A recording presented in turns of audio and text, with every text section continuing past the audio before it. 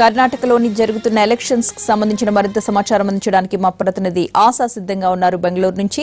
ఆశా, అక్కడ పోలింగ్ ప్రారంభమైందా? ఏర్పాట్లు ఎలా ఉన్నాయి?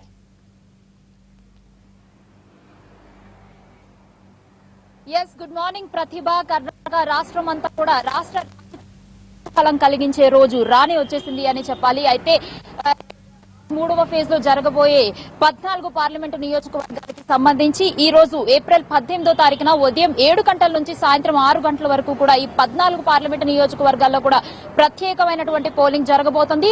అయితే ఇప్పుడే ప్రారంభమైంది. కొంతమంది లోపల అన్ని కూడా సిద్ధం చేశారు, అన్ని రెడీ అయిపోయాయని చెప్పాలి. అయితే నిన్నటి నుంచి కూడా మనం లైవ్ అప్డేట్స్ ఇస్తూ వచ్చాము. ఏంటి అని అంటే ప్రత్యేకమైనటువంటి పోలీస్ సిబ్బందితో పాటు ఎప్పుడైతే ఇక్కడ 90,000కు పైగా కూడా పోలీస్ సిబ్బందిని ఏర్పాటు చేశారు. ప్రతి ఒక్క పార్లమెంటు నియోజకవర్గంలోని ఉన్నటువంటి ఈ యొక్క 28 ప్లేసెస్ పోలింగ్ కేంద్రాలు ఏవైతే ఉంటాయో అక్కడ ప్రత్యేకమైనటువంటి ఏర్పాట్లు కూడా చేయడం జరిగింది.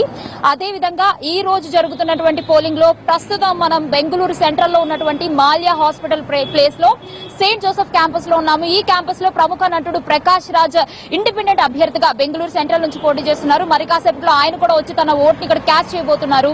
అదే విధంగా మిగతా ప్రాంతాలలో ఈ రోజు ఉదయం 11 గంటలు ఆ సమయానికి కెత్కెన్హల్లి ప్రాంతంలో బెంగళూరు రూరల్ ప్రాంతం అయినటువంటి ఆ ప్రాంతంలో సీఎం కుమారస్వామి కూడా తన ఓటుని వినియోగించుకోబోతున్నారు. అదేవిధంగా రూరల్ నార్త్ సౌత్ ప్రాంతాల్లో జయనగర్ ప్రాంతంలో ఈ రోజు డిఫెన్స్ మినిస్టర్ నిర్మలా సీతారామన్ కూడా రాబోతున్నారు. ఈ రోజు సాయంత్రం 4 గంటల నుంచి 5 గంటల ప్రాంతంలో పబ్లిక్ షో ద్వారా అంటే ప్రచారం ద్వారా నరేంద్ర మోడీ ప్రైమ్ మినిస్టర్ నరేంద్ర మోడీ కూడా వస్తున్నారు. సో ఈ రోజు ప్రముఖులైతే కర్ణాటక రాష్ట్రంలోకి చేరారు ఆల్రెడీ. సో ఈ రోజు పోలింగ్ కూడా తమ యొక్క ఓటుని వినియోగించుకోబోతున్నారని చెప్పొచ్చు.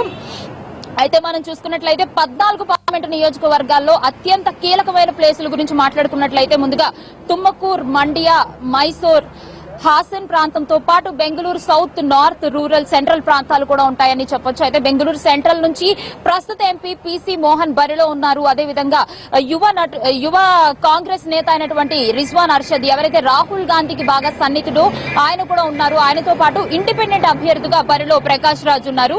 సో అదే విధంగా ఈ రోజు ప్రత్యేకమైనటువంటి ఓటుని వినియోగించుకునేందుకు ప్రముఖ సినీ తారలు కూడా తమ తమ ప్రాంతాల్లో ఉన్నటువంటి బెంగళూరు సెంట్రల్, నార్త్, రూరల్ ప్రాంతాలలో తమ ఓట్లను వినియోగించుకోబోతున్నారు. అదేవిధంగా సుమలత మండ్య ప్రాంతంలో తన ఓటుని వినియోగించుకుంటున్నారు. అదేవిధంగా నిఖిల్ గౌడ, ఎవరైతే కుమారస్వామి తనయుడు హెచ్డి దేవగౌడ మనవడైనటువంటి కుమారస్వామి కొడుకు నిఖిల్ కూడా ప్రస్తుత పోలింగ్ లో ఉన్నారు.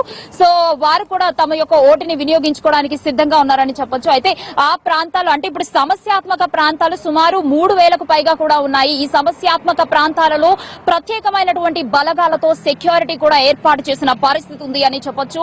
అయితే అక్కడ ఆర్మీ బెటాలియన్స్ తో పాటు పోలీస్ సిబ్బందిని కూడా ఎక్కడైతే సమస్యాత్మక ప్రాంతాలు ఉంటాయో అక్కడ పోలీస్ సిబ్బందిని డబుల్ అంటే ఇప్పుడు ఒక ప్రాంతంలో 241 పోలీసులు పెట్టినట్లయితే ఒక పోలింగ్ కేంద్రంలో సమస్యాత్మక ప్రాంతాలైనటువంటి ప్రాంతాలలో 450కి పైగా కూడా పోలీస్ సిబ్బందిని ఏర్పాటు చేసినటువంటి పరిస్థితి కూడా ఉంది అని చెప్పొచ్చు. అయితే కర్ణాటక రాష్ట్రంలో ఇప్పుడు జరగబోయే ఈ లోకసభ ఎన్నికలు అత్యంత కీలకమని చెప్పొచ్చు. అయితే అసెంబ్లీ ఎన్నికల్లో ఊహించిన విధంగా సంకీర్ణ ప్రభుత్వం జేడీఎస్ కాంగ్రెస్ పొత్తులు పెట్టుకుని సంకీర్ణ ప్రభుత్వంగా ఏర్పడినటువంటి పరిస్థితి ఉంది. అయితే లోకసభ ఎన్నికల్లో ఏం జరుగుతుందో అనేది ఉత్కంఠ భరితంగా మారిందని చెప్పొచ్చు. అయితే ఈ రోజు పోలింగ్ లో మొత్తం అంతా కూడా సర్వం సిద్ధం అయిపోయిందని చెప్పాలి. మరి కాసేపట్లో ఏం జరుగుతుందో అనేది ఉత్కంఠ భరితంగా ఉంది. ఈ రోజు సాయంత్రం 6 గంటల వరకు కూడా ప్రత్యేకమైనటువంటి పోలింగ్ నిర్వహిస్తున్నారు. ఇంకా ఎవరైతే ఫిజికల్లీ హ్యాండిక్యాప్డ్ ఉంటారో వారి కోసం ప్రత్యేకమైనటువంటి వీల్ చైర్లు కూడా పంపిణీ చేయడం జరిగింది. ఇంకా మెడికల్ క్యాంపులు కూడా ఎక్కడికక్కడ పెట్టడం జరిగింది. ఎండ తీవ్రత ఇక్కడ కూడా అధికంగా ఉండడంతో ఓఆర్ఎస్ ప్యాకెట్లతో పాటు ఎక్కడికక్కడ అంటే 10 అడుగుల దూరంలోనే వాటర్ ఫిల్టర్స్ కూడా పెట్టడం జరిగింది. కర్ణాటక వాతావరణానికి 100 ఏళ్లు పైబడిన వృద్ధులు ఎవరైతే ఉంటారో వారు సుమారు 6,000 మందికి పైగా కూడా ఈ 14 పార్లమెంటు నియోజకవర్గాలకి సంబంధించినటువంటి వారు వృద్ధులు కూడా ఓటేసేందుకు సిద్ధంగా ఉన్నారు. మొత్తం 3 కోట్లకు పైగా ఉన్నటువంటి ఈ యొక్క ఓటర్లు ఎవరైతే ఉన్నారో మహిళా సంఖ్య అధికంగా ఉంది అని చెప్పొచ్చు. అందులో అదేవిధంగా ఇదే ప్రాంతంలో చూసుకున్నట్లయితే యువత ఎవరైతే మొట్టమొదటిసారిగా ఓటేసేందుకు సిద్ధంగా ఉంటారో వారు 25 లక్షలకు పైగా కూడా ఉన్నారనేది ప్రత్యేక విశేషంగా చెప్పుకోవచ్చు. సో ప్రతి ఒక్కరు తమ ఓటుని వినియోగించుకోవడానికి, ఈ ఓటర్ల పండుగలో పాల్గొనడానికి ఉత్సాహంగా ఉన్నారని కూడా మనకు అర్థమవుతుంది.